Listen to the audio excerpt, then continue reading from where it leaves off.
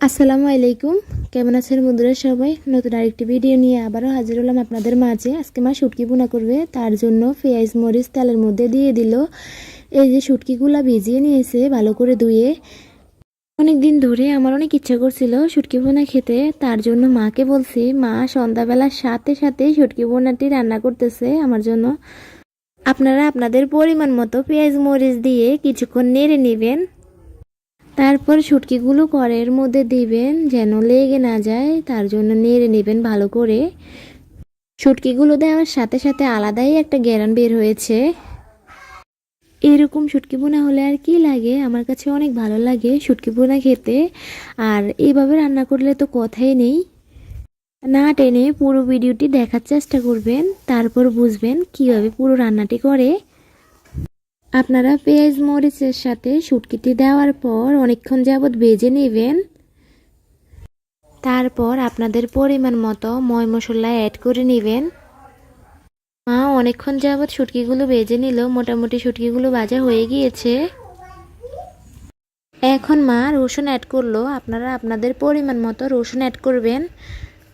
এখন রাত 10টা বাজে, মাকে বলার পর মা সাথে সাথে রান্না করতেছে এই শুটকি ভুনাটি।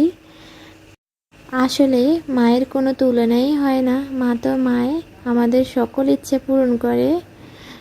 তো মা রসুন দেওয়ার পর অনেকক্ষণ যাবৎ কষিয়ে নিল। এখন পরিমাণ মতো পানি দিতেছে, পানি যত কম দিবেন ততই ভালো। নেড়ে নিচ্ছে যেন কড়াইয়ের মধ্যে লেগে না যায়। এখন ময় মশলা অ্যাড করবে, আপনারা আপনাদের পরিমাণ মতো হলুদ লবণ মরিচের গুঁড়ো অ্যাড করবেন। আপনারা আবার বলবেন লবণ দেয় নাই, লবণও দিয়েছে। এই যে মরিচের গুঁড়ো সাথে জিরে গুঁড়ো অ্যাড করলো এবং পরিমাণ মতো পানি দিল। আপনারা আপনাদের পরিমাণ মতো পানি দেওয়ার চেষ্টা করবেন, একটু পানি কম দেওয়ার চেষ্টা করবেন। আমি চলে আসলাম এখন আমাদের ঘরের সামনে। আমাদের ঘরের সামনে কতগুলো ধনেপাতা, এগুলোকে বিলাতি ধনেপাতা বলে। মা আমাকে বলল কয়েকটা ধনেপাতা তুলে আনতে, আমিও সাথে সাথে চলে গিয়েছি ধনেপাতা তুলতে। মা ধনেপাতাগুলো পরিষ্কার করতেছে। এই ধনেপাতাগুলোর মধ্যে ছোট ছোট শামুকের মতো পোকা থাকে, তাই অনেক সতর্ক হয়ে দেওয়া লাগে। মায়ের শুটকি ভুনা রান্নাটি হয়ে গেল। কি সুন্দর একটা ঘ্রাণ বের হয়েছে, আর দেখতেও কি দারুণ লাগতেছে। ধনেপাতাগুলো কুচি কুচি করে মা এখন তরকারির মধ্যে দিতেছে। এই ধনেপাতা ছাড়া মনে হয় তরকারিটি অসম্পূর্ণ রয়ে যাবে, তাই পরিপূর্ণ হয়ে গেল ধনেপাতা দেওয়ার কারণে। ধনেপাতা দেওয়ার সাথে সাথে আলাদাই একটা ঘ্রাণ বের হয়েছে, দেখতে বোঝা যায় অনেক মজা হবে রান্নাটি। মায়ের হাতের রান্না মানেই সেরা, যার কোনো তুলনাই হয় না। মায়ের শুটকি বোনা রান্নাটি হয়ে গিয়েছে, এখন কড়াই থেকে অন্য একটা পাতিলের মধ্যে তুলে রাখছে। যারা শুটকি লাভার তাদের তো এই ভিডিওটি দেখে লোল পড়বে।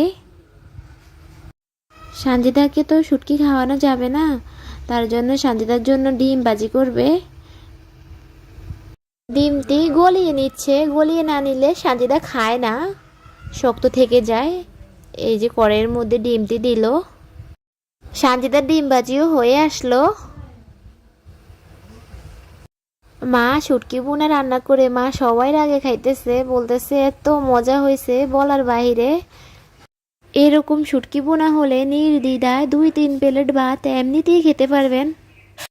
তো বন্ধুরা ভালো থাকবেন সবাই। ভিডিওটি এ পর্যন্তই। ভিডিওটি ভালো লাগলে একটি লাইক দিয়ে চ্যানেল সাবস্ক্রাইব করে পাশে থাকুন।